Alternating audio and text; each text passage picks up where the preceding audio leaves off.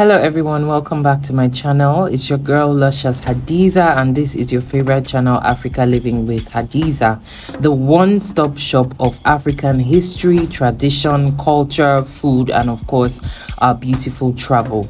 Today we're going to be delving deep into one of the most interesting ancient civilizations in pre-colonial Africa. We're going to be talking about the Ancient Benin Kingdom.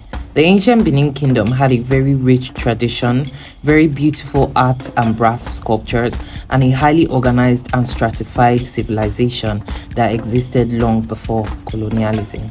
Join me as we take a deep dive into this civilization, and don't forget to like, follow, subscribe, and share this channel as much as you can. Thank you so much, and I shall see you at the end of this video. This is the story of a lost medieval city you've probably never heard about. Benin City, originally known as Edo, was once the capital of a pre-colonial African empire located in what is now southern Nigeria. The Benin Empire was one of the oldest and most highly developed states in West Africa, dating back to the 11th century. Based on oral tradition, Benin is said to have begun as family clusters of hunters, gatherers, and agriculturalists who eventually created villages.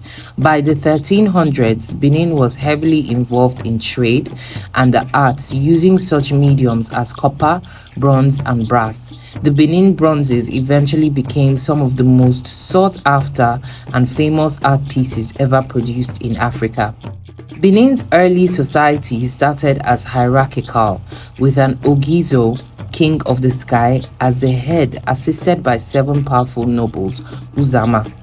These kings established the city of Ubini, later called Benin City, in 1180 AD. Around 1300, the people of Benin rebelled against the Ogizo and invested power in a new ruler, Oromia, who took over only long enough to have a child, Eweka I. Oromia created a new dynasty, calling himself the first Oba of Benin. The Obas would rule Benin for the next 6 centuries.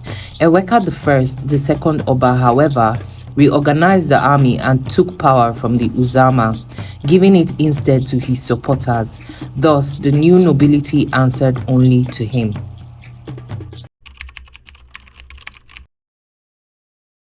The Guinness Book of Records 1974 edition described the walls of Benin City and its surrounding kingdoms as the world's greatest earthworks carried out prior to the mechanical era. According to estimates by the new scientist Fred Pierce, Benin City's walls were at one point 4 times longer than the Great Wall of China and consumed 100 times more material than the Great Pyramid of Cheops. Situated on a plain, Benin City was enclosed by massive walls in the south and deep ditches in the north. Beyond the city walls, numerous further walls were erected that separated the surroundings of the capital into 500 distinct villages. Pierce writes that these walls extended for some 16,000 kilometers in all, in a mosaic of more than 500 interconnected settlement boundaries. They covered 6,500 square kilometers and were all dug by the Edo people. They took an estimated 150 million hours of digging to construct and are perhaps the largest single archaeological phenomenon on the planet today. Barely any trace of these walls exist today. Benin City was also one of the first cities to have a semblance of street lighting. Huge metal lamps, many feet high, were built and placed around the city, especially near the king's palace. Fueled by palm oil, their burning wicks were lit at night to provide illumination for traffic to and from the palace. When the Portuguese happened upon the city in 1485, they were stunned to find this vast kingdom made of hundreds of interlocked cities and villages in the middle of the African jungle. They called it the Great City of Benin. At a time when there were hardly any other places in Africa, the Europeans acknowledged as a city Indeed, they classified Benin City as one of the most beautiful and best planned cities in the world. In 1691, the Portuguese ship captain Lorenzo Pinto observed, "Great Benin, where the king resides, is larger than Lisbon. All the streets run straight and are far as the eyes can see. The houses are large, especially that of the king, which is richly decorated and has fine columns. The city is wealthy and industrious. It is so well governed that theft is unknown, and the people live in such security that they have no doors to their houses." Benin City's planning and design was done according to careful rules of symmetry, proportionality, and repetition, now known as fractal designs. The mathematician Ron Eglash, author of African Fractals, which examines the patterns underpinning architecture, art, and design in many parts of Africa, notes that the city and its surrounding villages were purposely laid out to form perfect fractals, with similar shapes repeated in the rooms of each house and the house itself and the cluster of houses in the village in mathematical predictable patterns. As he puts it, when Europeans first came to Africa, they considered the architecture very disorganized and thus primitive.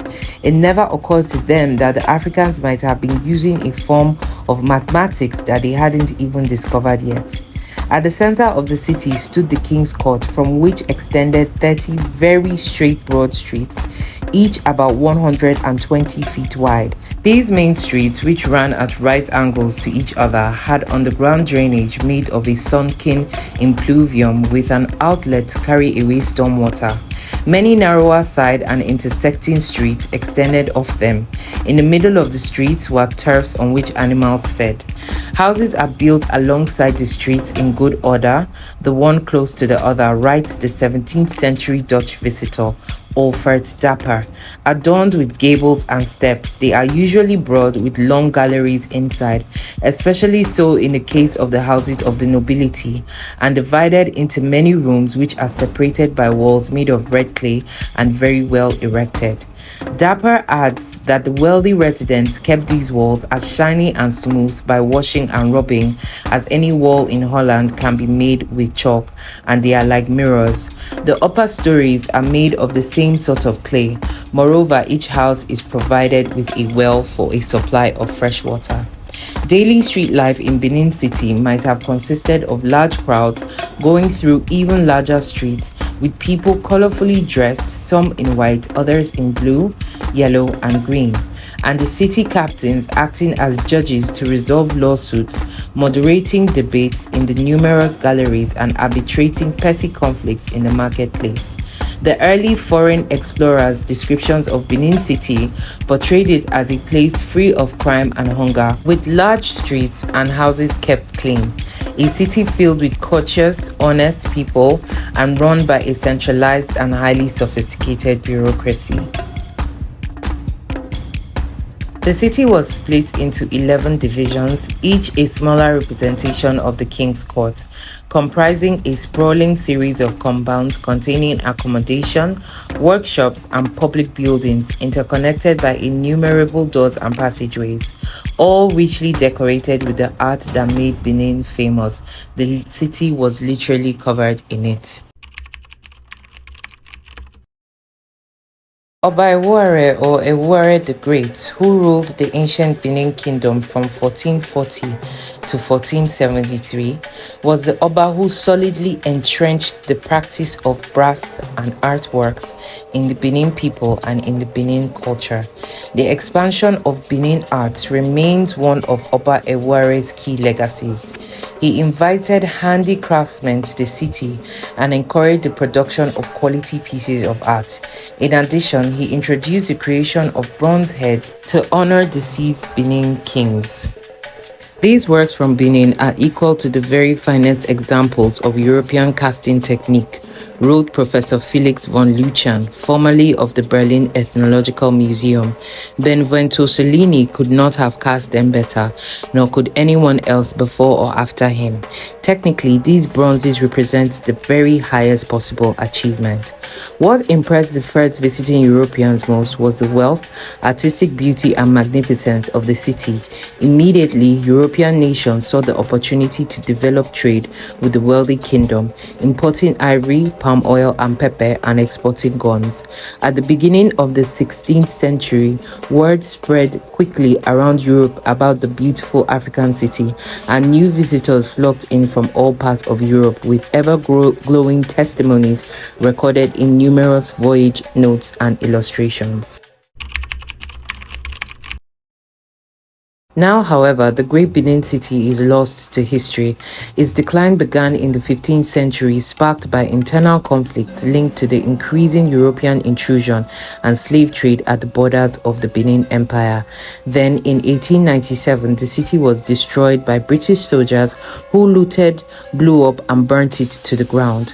Nowadays, while a modern Benin City has risen on the same plane, the ruins of its former grander namesake are not mentioned in any tourist guidebook in the area. They have not been preserved, nor has a miniature city or tourist replica been made to keep alive the memory of this great ancient city. A house composed of a courtyard in Obasagbon, known as Chief Enego Ikorige's house, probably built in the second half of the 19th century, is considered the only vestige that survives from Benin City. The house possesses features that match the horizontally fluted walls, pillars, central impluvium, and carved decorations observed in the architecture of ancient Benin. Curious tourists visiting Edo State in Nigeria are often shown places that might once have been part of the ancient city, but its walls and moats are nowhere to be seen. Perhaps a section of the Great City Wall, one of the world's largest man-made monuments, now lies bruised and battered, neglected and forgotten in the Nigerian bush. A discontented Nigerian puts it this way: imagine if this monument was in England, USA, Germany, or Canada. It would be the most visited place on earth and a tourist mecca for millions of the world's people, a money spinner worth countless billions in annual tourist revenue. Instead, if you wish to get a glimpse into the glorious past of the ancient Benin Kingdom and a better understanding of this groundbreaking city, you are better off visiting the Benin Bronze Sculpture section of the British Museum in central London, where most of these artifacts now lie, rather than being in Nigerian museums where they can serve as a great reminder of the architectural prowess, the mathematical inclination, and artistic genius of our ancestors before us. So this brings us to the end of our video. Thank you so much for watching. I hope you enjoyed it, and I hope you have learned something new about the ancient Benin Kingdom. Remember, a people who know who they truly are cannot be easily controlled. So until next time, thank you for watching. Goodbye.